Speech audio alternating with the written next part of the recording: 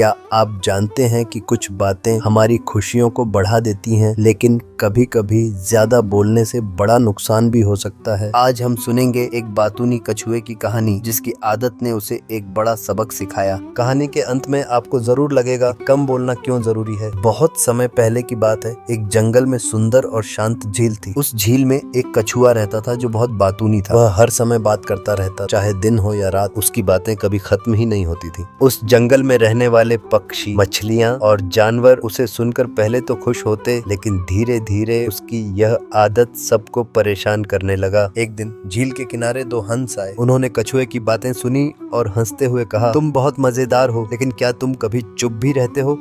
कछुआ मुस्कुराया और बोला, चुप? अरे बोलना ही तो मेरी खासियत है, मैं कैसे चुप रह सकता हूँ। हंसों ने उसकी बातों को मजाक में लिया और फिर एक दिलचस्प सुझाव दिया। हंसों ने कछुए से कहा, हम एक दूर के तालाब से आए हैं। वह तालाब बहुत सुंदर है, वहाँ की हवा ताजा है, पानी साफ है और वहाँ कई तरह के फल मिलते हैं। क्या तुम हमारे साथ वहाँ चलना चाहोगे? कछुआ तुरंत उत्साहित हो गया। उसने कहा, मैं जरूर चलूंगा, लेकिन मेरी एक समस्या है, मैं उड़ नहीं सकता। मैं वहाँ कैसे जाऊंगा? हंसों ने एक उपाय सुझाया। उन्होंने कहा, हम एक मजबूत लकड़ी लाएंगे, तुम लकड़ी को अपने मुंह से कसकर पकड़ लेना, हम दोनों लकड़ी के सिरों को पकड़कर उड़ जाएंगे, लेकिन ध्यान रखना उड़ान के दौरान तुम्हें बिल्कुल चुप रहना होगा। अगर तुमने लकड़ी छोड़ दी तो तुम नीचे गिर जाओगे। फिर क्या था, कछुए ने जोश में हामी भर दी। उसने कहा, मैं चुप रहूंगा, बस मुझे वहाँ ले चलो। अगले दिन हंस लकड़ी लेकर आए। कछुए ने उसे अपने मुंह से कसकर पकड़ लिया और हंसों ने उड़ान भर ली। ऊपर आसमान में उड़ते हुए कछुए को नीचे की दुनिया बहुत सुंदर लग रही थी। उसने पेड़, पहाड़ और नदियों को देखा और मन ही मन सोचा, वाह, ये सब कितना अद्भुत है। लेकिन तभी नीचे चलते लोगों ने आसमान में कछुए को देखा और हैरानी से कहा,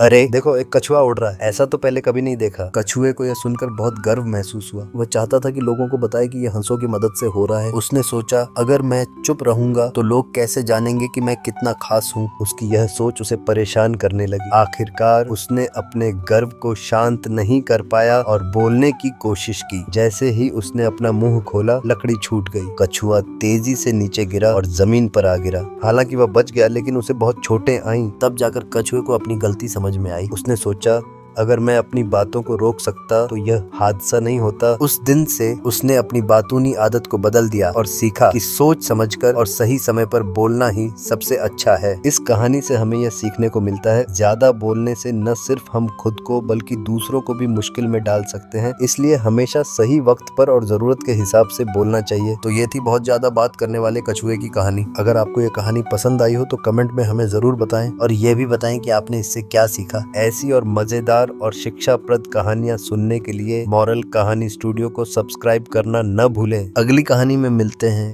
एक और नई सीख के साथ। तब तक के लिए खुश रहें और दूसरों को खुश रखें। जय हिंद, जय भारत।